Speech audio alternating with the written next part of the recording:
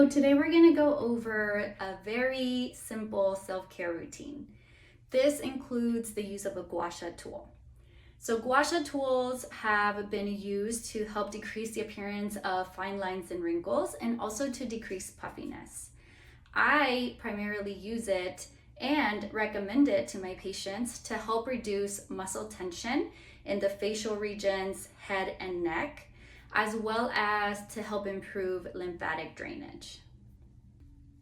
I will be linking a blog that I wrote specifically about tension type headaches and migraines and their muscles that refer pain to your head. So as physical therapists, our job is to help you figure out your musculoskeletal triggers to migraines. So this blog talks about common muscles that get tight and refer pain to your head. So sometimes we can poke around in here and we can have muscle pain here, but then it can also refer to some other areas in your head, even your forehead or in the eye regions. So it is very important to have a physical therapist address or assess these issues and help guide you through releasing the muscle tension there. Okay, so let's talk safety first. So we want to make sure that our Gua Sha tool doesn't have any sharp edges. So this one is mine, and that's what they mainly look like. But if you've dropped yours or if you chipped it or it just doesn't quite look like this, then maybe send me a message and we can point you to the right direction and get you the proper one.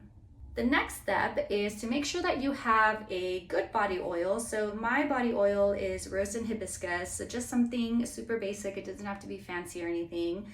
Mine, like I said, I like to use it as well for some cosmetic purposes. Who doesn't want to maybe reduce the appearance of fine lines? But any oil that is helpful will do. It doesn't really matter what you get. Just make sure that it doesn't irritate your skin and that you're not allergic to it prior to using it. So we always want to make sure that our face is completely clean. So I'm wearing makeup at the moment. I'm going to be wiping away the makeup with a cloth and then throwing on some water so that way I can rinse it. And if you're not wearing makeup, if you're a gentleman, just rinse off your face with some water, pat it dry with a towel just to make sure that the surface is completely clean. All right, and then the last thing I want to talk about is that using a Gua Sha tool is totally safe to use every single day. I do want to recommend though that if you are having an active headache or if you are having a lot of jaw pain, maybe consult with a physical therapist first and just ensure that it is safe to proceed. So a lot of times whenever we do some work to these areas, the muscles can get a little bit sore or they can actually flare up your pain. So either go to a PT first, clear it out with them, or proceed cautiously.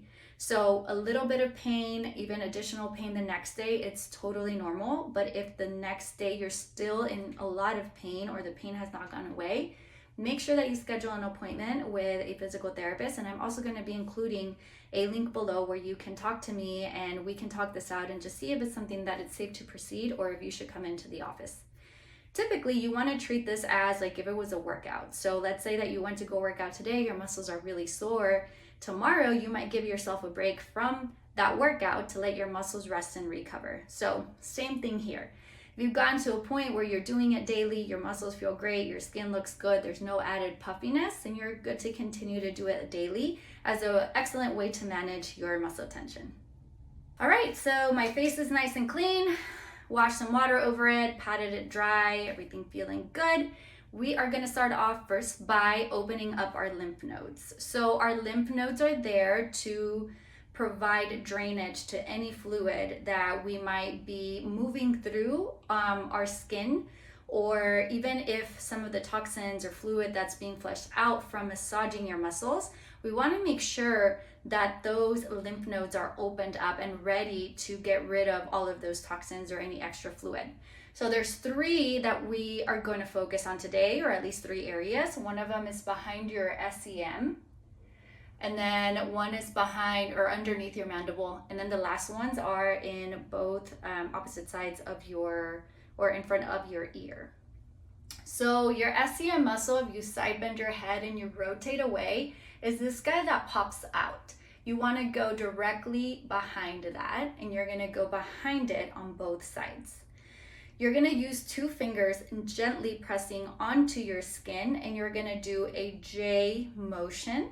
You're gonna do about a set of 8 to 10, and this is to help stimulate opening of those lymph nodes. So it's super gentle. This is not where the massage part happens yet. So just up and down, opening those lymph nodes there. We're gonna move to the bottom parts of our jaw, and we're gonna do the same thing. J motion there.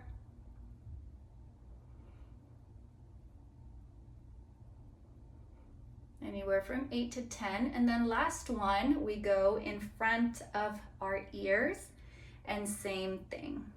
There's a lot more lymph nodes actually in the area, but for now we're just gonna focus on these because these are some pretty good areas that will help get rid of all of the fluid. Okay, so the very first area that I want to start with, I typically always start with the neck and the back of the head. So I am going to just clip my hair up as we move through those areas.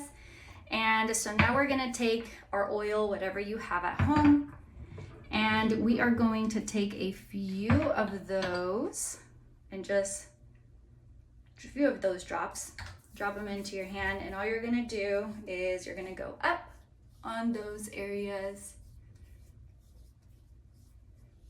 Make sure you have enough, but not a lot where it's an overwhelming quantity of them. And then the next thing we're gonna do is we're gonna take our Gua Sha Tool. So I always like to start with this side of our tool, and we're gonna start right where your shoulder starts, and you're gonna focus on the neck extensors. So you can feel maybe like a little bump here. That is C7 or T1, depending on how low you're going. And then you wanna kind of stay in the middle of it and go all the way up. That is your spinous process of your spine. So nothing happens if you go over it, but it is maybe good measure. It'll be more comfortable if you stay right outside of it. So maybe like about here, you start and you go all the way up to the base of the skull. And I do like to kind of move around, so I start maybe a little lower, I go all the way up to the base of the skull, and then just go a few times there. The next spot I like to hit a little harder with that same corner. You're gonna go all the way up to the base of the skull and just brush up against the base of the skull. Again, move a little closer to the side. That is hitting the suboccipital muscles. Very common that these can cause pain in the eye region. So again, start at the bottom, go all the way to the top, and spend some time brushing into those suboccipital muscles. Okay, so that is the very first muscle that I like to hit. So again, neck extensors all the way up, brush up at the top. All right, so we're staying in the neck region. So the next spot, which I think most of us would really like to talk about, is the upper trap tension. So for these guys, you want to be able to use, I use the same corner. You really can't go wrong. Although if you want to go a little deeper, you can use maybe this guy, and I'll go over that as well. So for this one, we're going to start closer to the edge of your shoulder. That is the acromion process, for those of you that like to get nerdy with me. And from here, you're going to start there. Make sure you're not right on the bone, maybe a little bit forward. Your upper trap actually extends all the way and inserts in there. So you're going to go, squeeze, and go all the way to the top. So start at the edge, move through it, go all the way to the top. So you want to try this one out. You can get a little bit deeper, go through that line, go all the way up, and same thing. Maybe you go back a little bit more. I think I have a huge trigger point there myself, so just want to go all the way up. Okay, so the next one we're going to go over is going to be your scalenes and your SCM muscles. So for your scalenes, the scalenes are the muscles that are basically like really stuck on your neck. They start at C1, C2 vertebrae at the very top, and then they can attach either to the first or the second rib. First and second rib is somewhere in there, okay? So you do want to be gentle with these because they're pretty tight and tender on most people, especially if we use our necks to breathe a lot. So what you want to make sure is that you are gentle with it, but you do want to get in there. So again, I am using this side. You want to start at the very bottom where your first rib is, and you go all the way to the top, as close as you can to where the muscles are originating, which is at the C1, C2 level.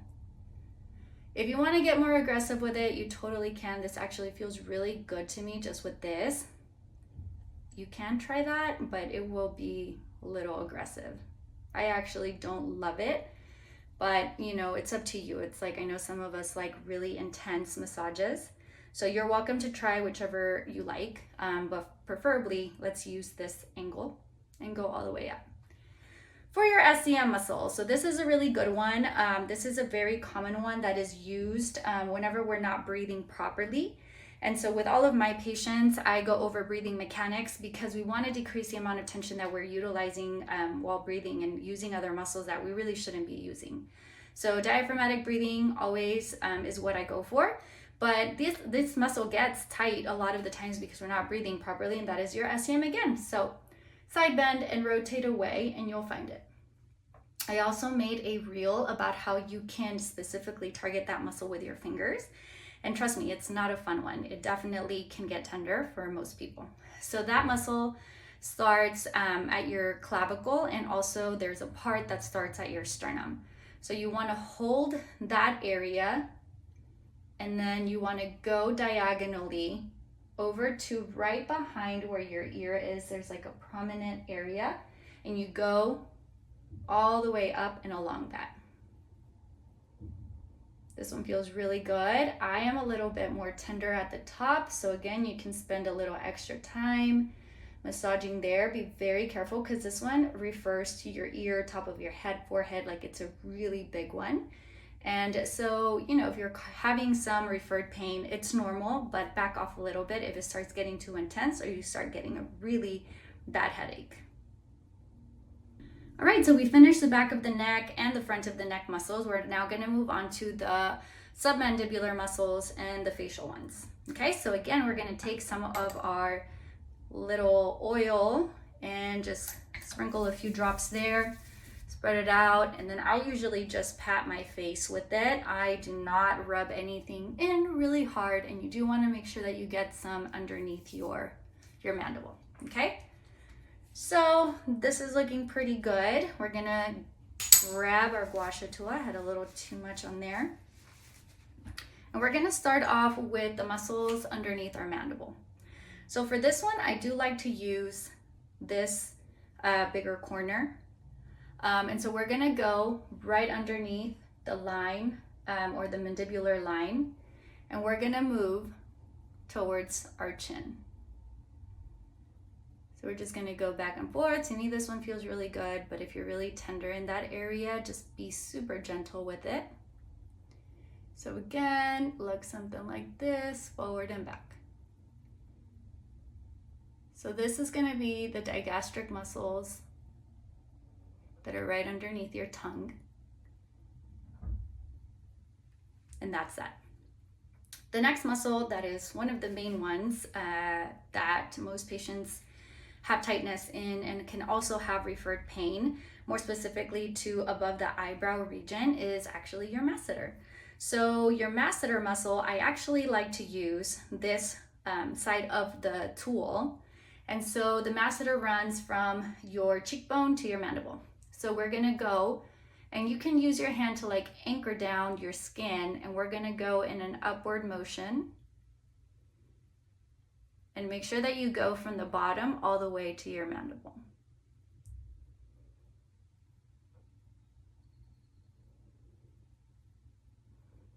And again, you always want to go to your level of comfort. You can go maybe down and towards your ear.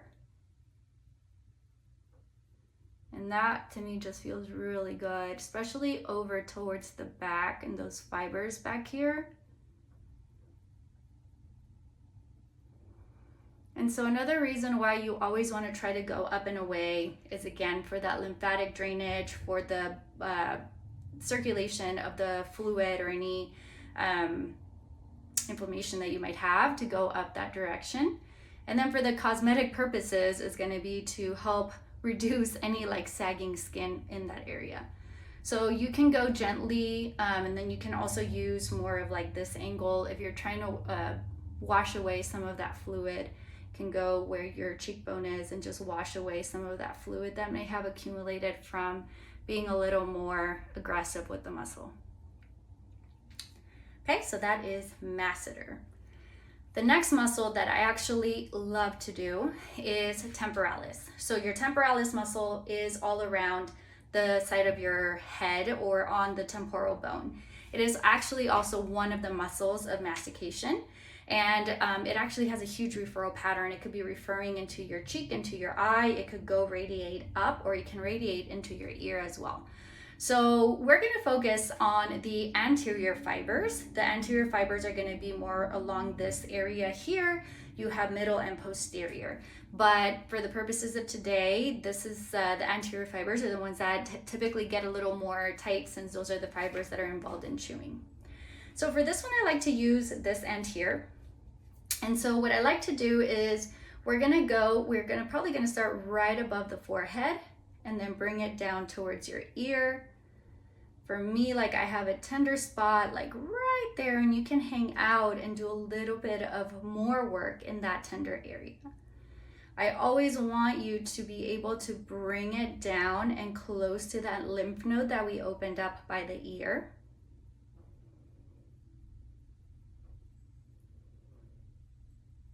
But if you want, you can extend it back a little bit more. I don't quite feel it towards the back there. I feel it more right there is the money spot for me. So I spend time there. So I just encourage you to find the area where you're like, oh yeah, that feels a little tight. The other option is to go with that, bigger or sharper end on this and just kind of hit that area. I think it feels really good, but I can see for someone that has a lot of muscle tension, that could be a little triggering. So make sure that you're gentle with your body and that you just pay attention to the kind of thing that it needs, okay? And then always trying to brush that fluid into that lymph node. So I am now using this bigger space and into the lymph node. Okay, so moving on. Now we're moving on to the frontalis muscle.